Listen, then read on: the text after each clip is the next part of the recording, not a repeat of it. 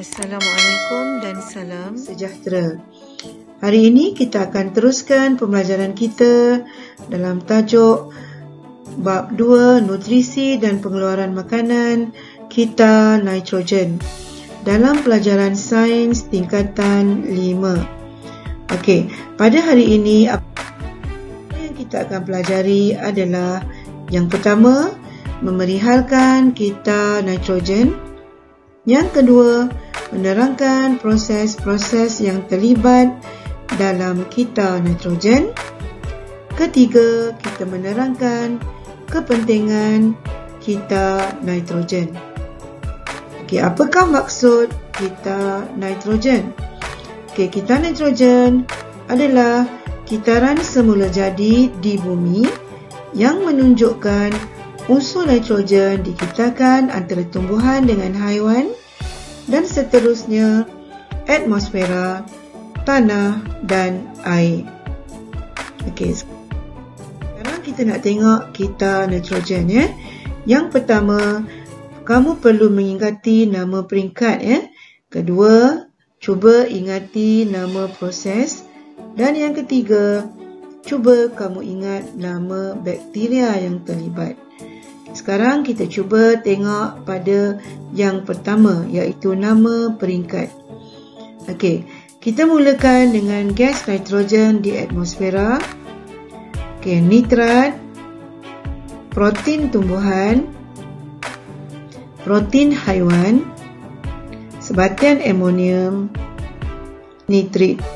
Okey, cikgu sangat galakkan kalau kamu boleh melukis di dalam kita nitrogen ini ya, supaya kamu boleh lebih faham dan ingat dan seterusnya dapat menjawab soalan, insya-Allah.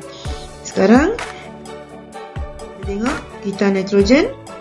Okey, pertama, gas nitrogen di atmosfera ditukarkan kepada nitrat. Jadi apakah proses yang terlibat? Proses yang terlibat adalah proses pengingkatan nitrogen. Bakteria yang terlibat adalah bakteria pengikat nitrogen yang terdapat pada nodul akar legium ya, ataupun pokok kekacang ya. Okey, seterusnya yang kedua, tindakan kilat. Jadi kedua-dua tindakan ini boleh menukarkan gas nitrogen di atmosfera kepada nitrat. Seterusnya, nitrat akan diserap oleh tumbuhan ya, dan seterusnya akan membentuk protein tumbuhan.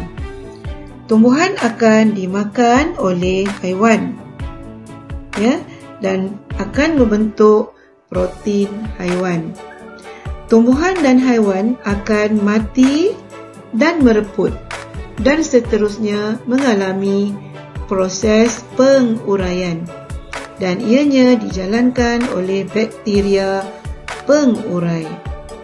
Seterusnya ditukarkan menjadi sebatian amonium.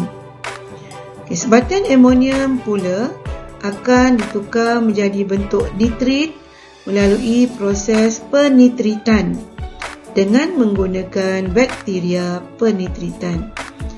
Okey, seterusnya nitrit akan jadi nitrat melalui proses penitritan melalui bakteria penitritan. Dan proses ini akan berulang ya. Dan di sini kalau kamu boleh tengok satu lagi proses yang dinamakan proses pendenitritan. Ingat ya, DE ini mesti ada ya, pendenitritan.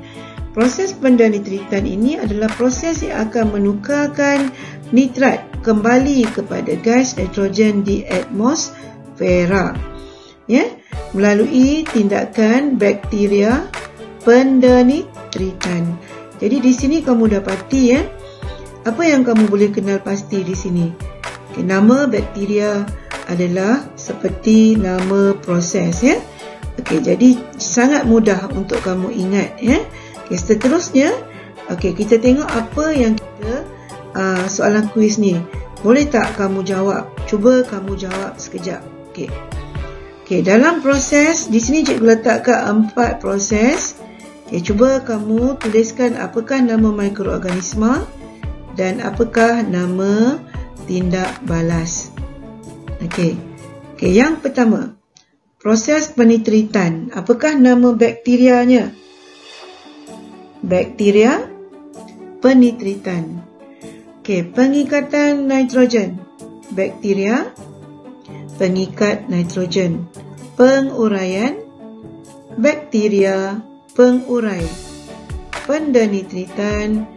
Bakteria pendenitritan. Okey, seterusnya kita melihat tindak balas. Proses penitritan, tindak balasnya adalah pertukaran daripada nitrit kepada nitrat.